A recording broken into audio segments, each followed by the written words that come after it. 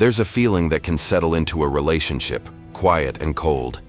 It's the sense that something is just off. It's not one big, explosive fight. It's 1,000 tiny paper cuts, a strange distance at the dinner table, a conversation that feels like you're walking through a minefield. And in the silence that follows, a terrifying question starts to echo in your mind. Is it me? Am I the problem? You look at your partner, the person you love, and you can see the disconnect in their eyes too. You desperately want to fix it to bridge that gap, but you have no idea how because you don't even know what you're doing wrong. It feels like you're trying to read a map in a language you don't understand, and every turn just takes you further apart. What if I told you this feeling of confusion is one of the most common and painful experiences in relationships today? And what if the very things you believe are acts of love, gestures of care, attempts to keep the peace, are actually unconscious habits that are slowly destroying the trust you've built? Relationship self-sabotage often isn't a conscious choice. It's a set of automatic thoughts and actions that weaken your connection without you even realizing it. In this video, we aren't going to talk about the obvious red flags. We're going to turn the spotlight inward and expose 5 subtle, almost invisible behaviors that people mistake for love, but are actually forms of self-sabotage. These are the patterns that grow from our deepest fears. Fear of being hurt, fear of being abandoned, fear of not being good enough. And most importantly, we're going to talk about how to stop, how to break the cycle, rebuild trust in yourself, and build a healthier, more resilient love. So if you're ready to finally understand what's going on and do the hard work of building something better, stick with me. The martyr complex.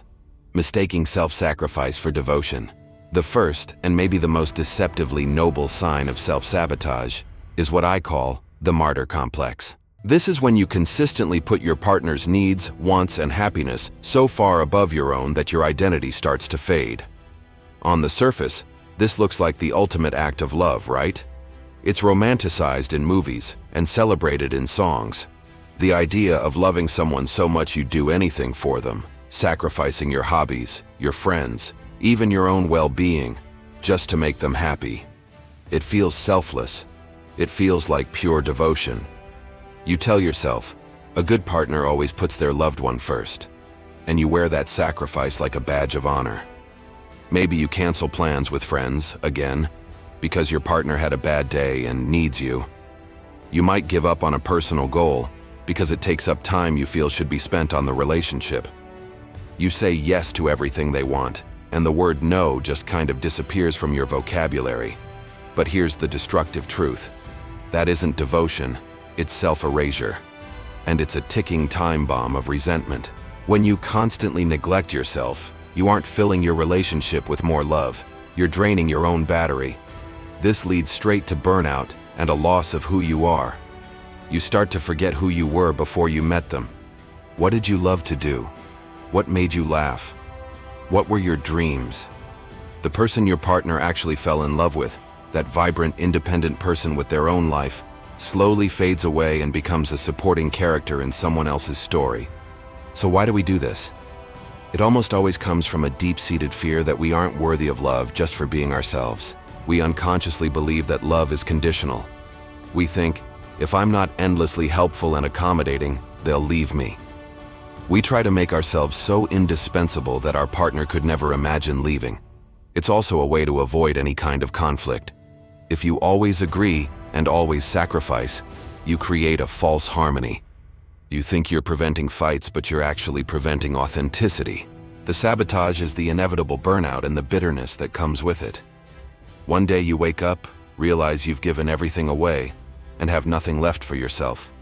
That's when resentment starts to bubble up. It's quiet and corrosive. You start keeping a mental scorecard of your sacrifices, and you resent your partner for a standard of selflessness you created yourself. They might not have even asked for all this, but in your mind, they owe you. This creates a toxic dynamic where you feel like a victim and they feel burdened by a debt they never agreed to. So what's the fix? It starts with redefining love. Healthy love isn't about self-sacrifice, it's about mutual support. It's about 2 whole individuals choosing to share their lives, not one person giving up their life for the other. The solution is to practice intentional self-care and set boundaries. Self-care isn't selfish.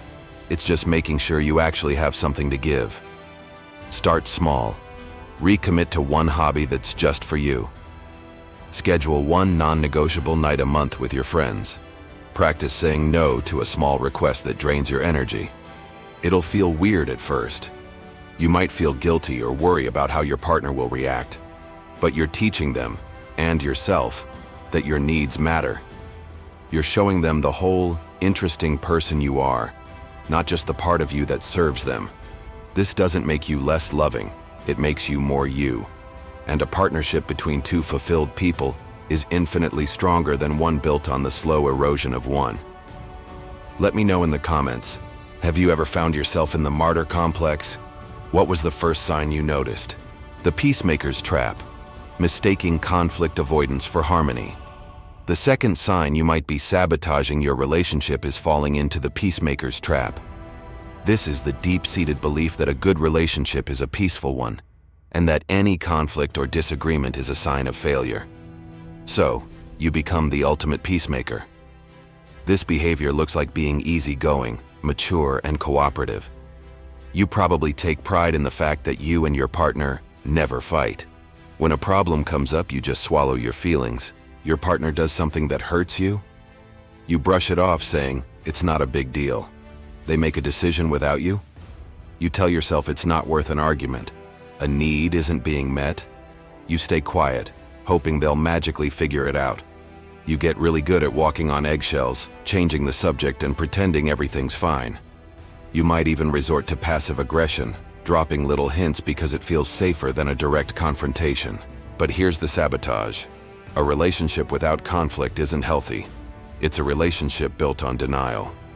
By avoiding every little fight, you're not keeping the peace. You are systematically creating emotional distance. Unspoken issues don't just go away, they fester. They build up inside you like a thick wall of resentment. Each time you swallow your feelings, you're adding another brick to that wall between you and your partner. Soon enough, that wall is so high you can't genuinely connect anymore. This lack of honesty means your partner never truly knows you. They only know the edited, agreeable version you show them. They have no idea what hurts you or what your boundaries are. This prevents any real intimacy. Intimacy isn't just about the good times. It's forged when two people face a problem together, listen, and reaffirm their commitment. By dodging conflict, you rob your relationship of these chances to grow. The peace you've created is an illusion, one that can be shattered by the one final straw that makes all that suppressed anger come pouring out. Why do we fall into this trap? For many of us, we learned it in childhood. If you grew up where conflict was scary or explosive, you might have learned that disagreement is dangerous. Being agreeable was a survival mechanism, or it might come from a deep fear of abandonment. You might think that if you express a negative feeling, your partner will reject you. You think, if they see this unhappy, messy part of me, they won't love me anymore. So you hide it. The solution is to fundamentally change how you see conflict. Conflict isn't a battle to be won. It's a signal that something needs attention. It's a chance to solve a problem as a team.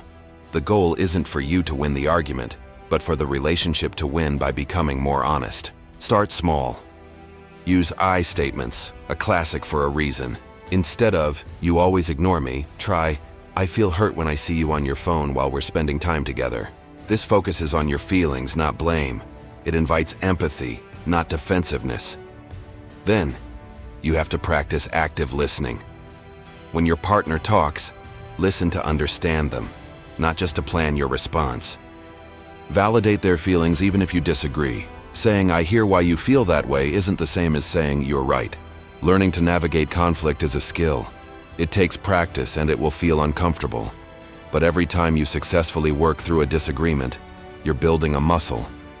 You're proving to yourselves that your relationship is strong enough to handle the truth. You're building real, resilient peace, not the fragile silence of avoidance.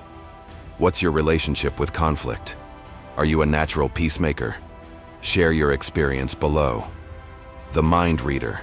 Myth. Mistaking assumptions for intuition. The third sneaky sign of self-sabotage is believing in the mind reader myth. This is when you assume you know exactly what your partner is thinking and feeling, so you stop asking. And just as bad, You believe they should be able to do the same for you. This behavior can disguise itself as deep intuition. It feels romantic to think, we're so in sync, I don't have to say anything, they just know. Or, I know what's best for them, even if they don't.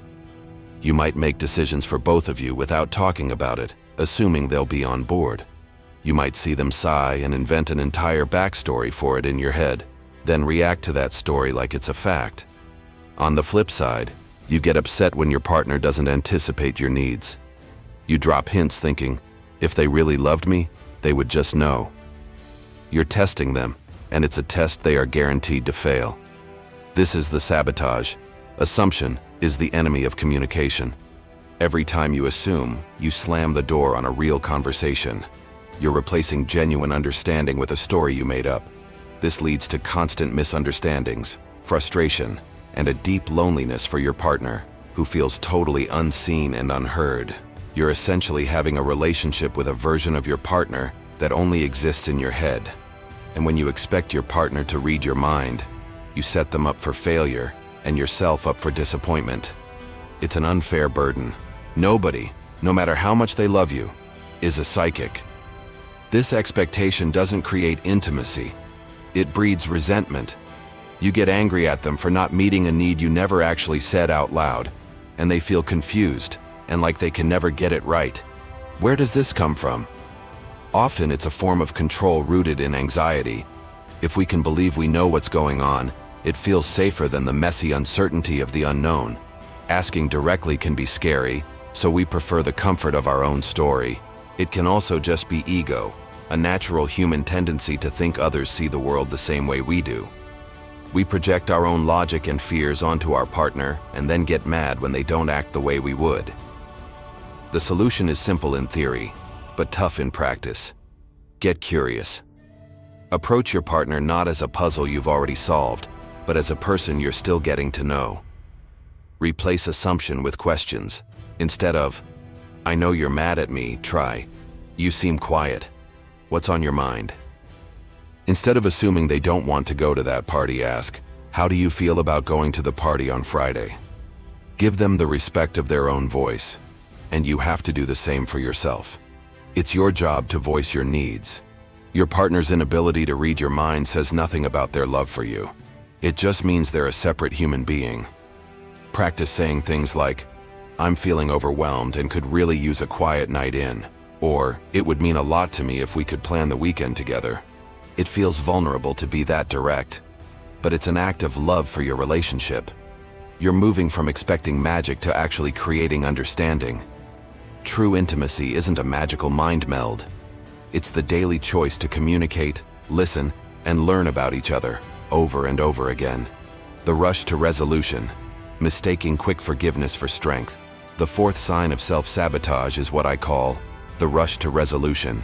This is the habit of quickly forgiving, smoothing things over, and moving on from a conflict without ever really dealing with the emotions involved. This behavior often looks like maturity or being low drama. You might even pride yourself on not holding grudges. After a fight, or after your partner hurts your feelings, you're the first to say, it's okay, let's just forget it. You might rush to hug it out or make up, slapping a band-aid of affection over the wound. You avoid sitting in the discomfort of anger or sadness because you think moving on quickly is a sign of a strong relationship. It feels like taking the high road. But the sabotage here is that you're just bypassing your emotions. You are skipping the essential step of processing the hurt. Real forgiveness is a process. It isn't a switch you can just flip.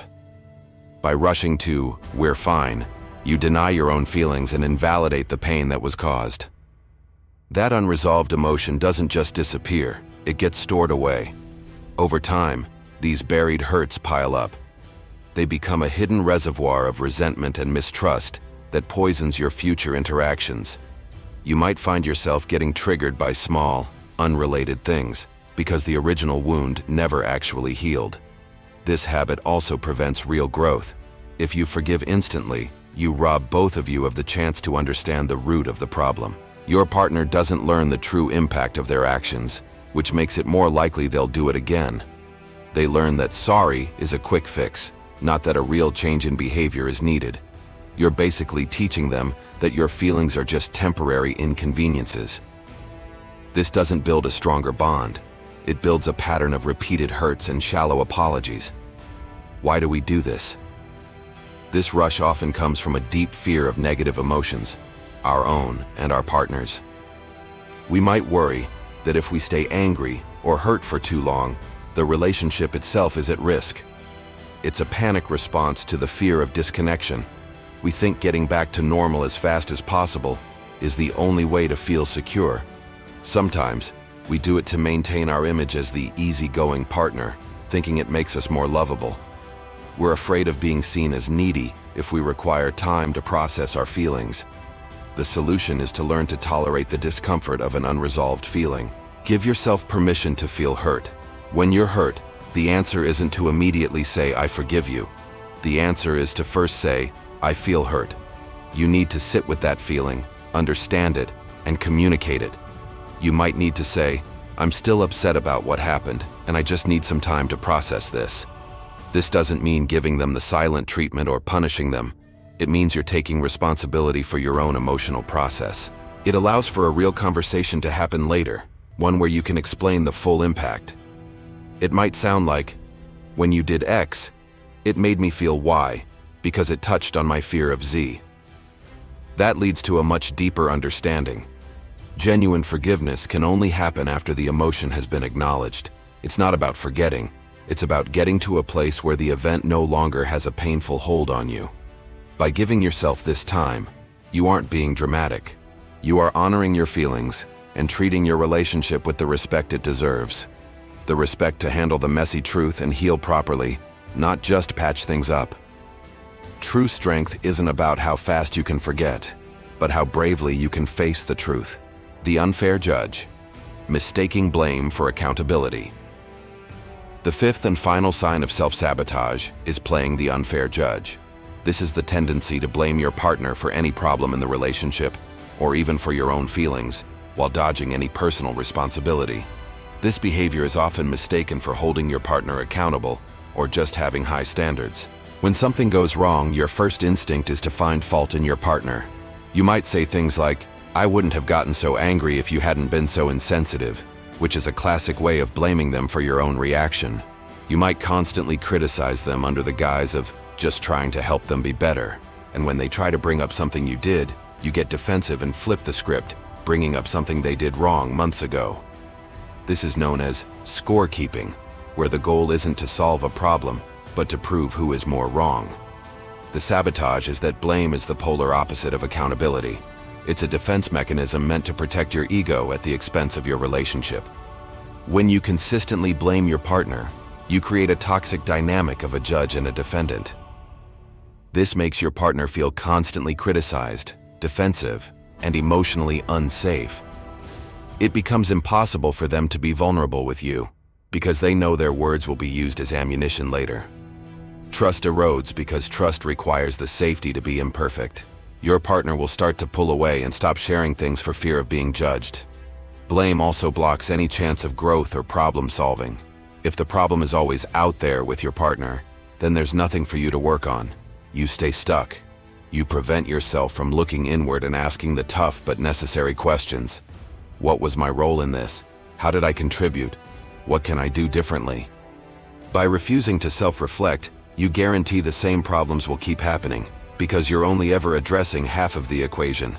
So why do we become the judge? This often comes from deep insecurity and a fear of being bad or wrong. Admitting fault can feel like a catastrophic failure to the ego. Blame is a shield. If they're the bad one, then I get to be the good one. We tend to attribute our own mistakes to our circumstances. I was stressed, but attribute our partner's mistakes to their character. They are selfish. Sometimes we criticize in them what we fear in ourselves. The solution is to commit to the radical practice of self-reflection. This doesn't mean you take the blame for everything. It means you commit to honestly looking at your part in every single conflict. Before you blame, pause. Ask yourself, what was my contribution? Even if it's only 1%, own it. Start conversations by owning your part first. For example, "Hey, I want to apologize for how I reacted last night. I was feeling stressed and I took it out on you unfairly. That one act of ownership can completely change the tone of a conversation. It melts defensiveness and invites your partner to be accountable too. You need to shift from a you versus me mindset to us versus the problem. Frame issues as a team challenge. Instead of, you never help around the house, try, the house is feeling overwhelming. Can we brainstorm a better way for us to tackle this together? This is arguably the hardest work of all, because it requires you to dismantle your ego's favorite defense. It takes real humility and courage. But taking responsibility isn't a sign of weakness. It's the ultimate sign of strength. It's the only way to break the toxic cycle of blame and build a partnership on mutual respect and shared growth. We've just walked through 5 incredibly common but deeply hidden ways you might be sabotaging your relationship. From the martyr complex to playing the unfair judge. My guess is that at least one of these hit home, maybe more than one. And that's okay. The point of this isn't to make you feel guilty. It's to bring what's unconscious into the light, because awareness is the first and most powerful step toward change. If this video was helpful, or if it sparked even a small aha moment, please give it a like. It helps more than you know. And if you want to continue this journey of building healthier relationships, starting with the one you have with yourself, make sure to subscribe so you don't miss what's coming next. I truly believe that understanding these patterns is the key to transforming our love lives. I'd love to hear from you. Which of these 5 signs was the biggest eye-opener for you? Leave a comment below and share your story. Reading through the experiences of others is incredibly validating and reminds all of us that we're not alone in this. So where does that leave us? We've learned that self-sabotage is rarely a loud explosion. More often, it's a series of quiet, seemingly innocent choices we mistake for love. It's sacrificing ourselves into resentment, avoiding conflict until there's nothing left, assuming our way into misunderstanding, forgiving so fast that we never heal, and blaming our way into total isolation. At the root of all these behaviors is one powerful primal force: fear. Fear of getting hurt. Fear of being abandoned. Fear of not being worthy. Our brains develop these strategies to protect us from past pain. The problem is, the very strategies designed to keep us safe are now keeping us from the deep, authentic connection we crave. The journey out of self-sabotage isn't about becoming the perfect partner. There's no such thing. It's about becoming a more self-aware partner. It's about having the courage to look at your own patterns, fears, and contributions with honesty and compassion. It's choosing the uncomfortable truth over the comfortable illusion.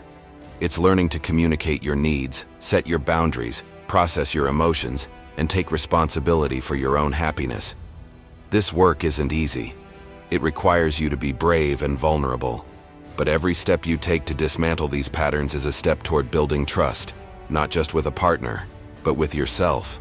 When you start to trust that you can handle conflict, that you can honor your own needs, and that you are worthy of love just as you are, you stop projecting that fear onto your relationship.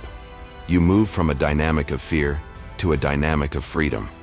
The goal isn't just to save your relationship, but to transform it into a space where 2 whole, self-aware people can grow together. A place where love isn't about what you sacrifice, but about what you build together. Thank you so much for being here and doing this important work with me.